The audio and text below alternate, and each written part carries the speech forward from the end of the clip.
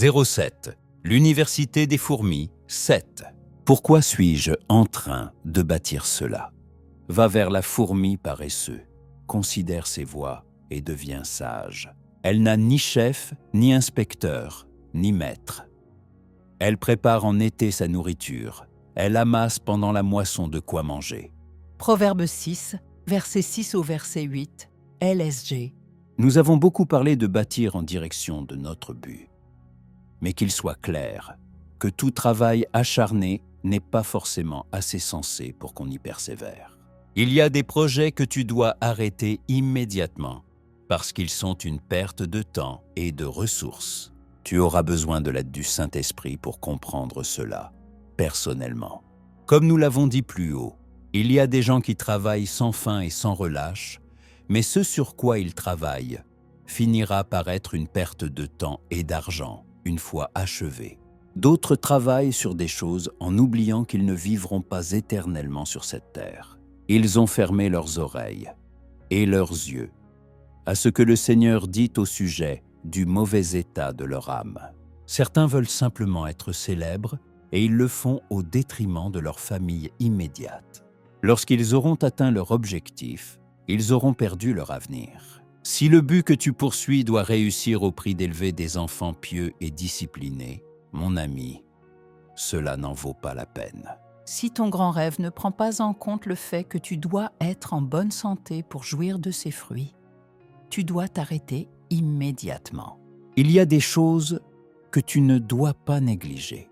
Certains ont voyagé à l'étranger pour amasser beaucoup de richesses, mais ils perdent la structure de leur famille immédiate. Ils deviennent riches, mais ils ont ruiné leur avenir. Pour certains, leur but est d'avoir un château plus grand que celui de leurs voisins. Ils continuent à brûler leur énergie et leur argent dans la poursuite de l'ego, tandis que le reste de l'humanité autour d'eux s'épuise dans le besoin. Ils acquièrent des richesses, mais les enfants de ceux qu'ils ont refusé de soutenir deviennent des épines dans la chair de leurs propres enfants, parce qu'ils se sont tournés vers la criminalité violente. Il y a ceux qui sont gouvernés par leur cupidité, et ils ne sont jamais en paix avec eux-mêmes, parce que chaque réussite perd sa gloire, puisqu'ils ont déjà les yeux fixés sur autre chose.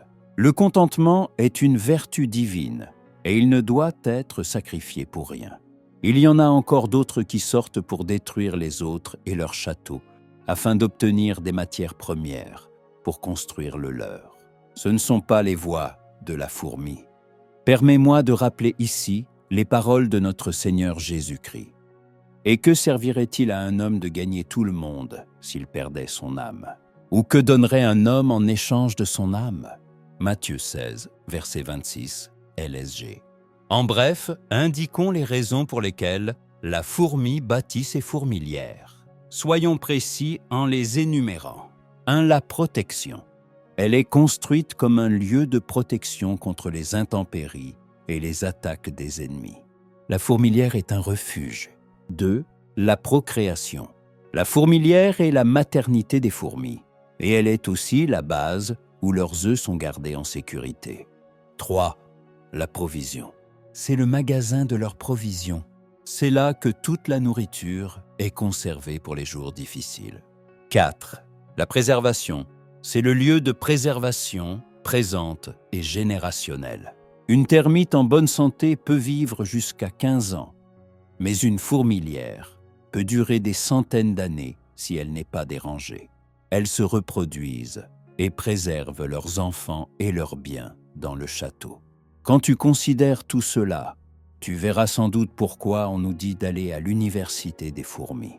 Ce sont des choses que tu ne peux pas apprendre de la girafe, du lion, de l'éléphant ou de l'aigle. À suivre. Extrait de mon livre « L'université des fourmis », disponible sur la librairie PNUR, la librairie Cellar et Amazon Kindle. Emma, votre frère.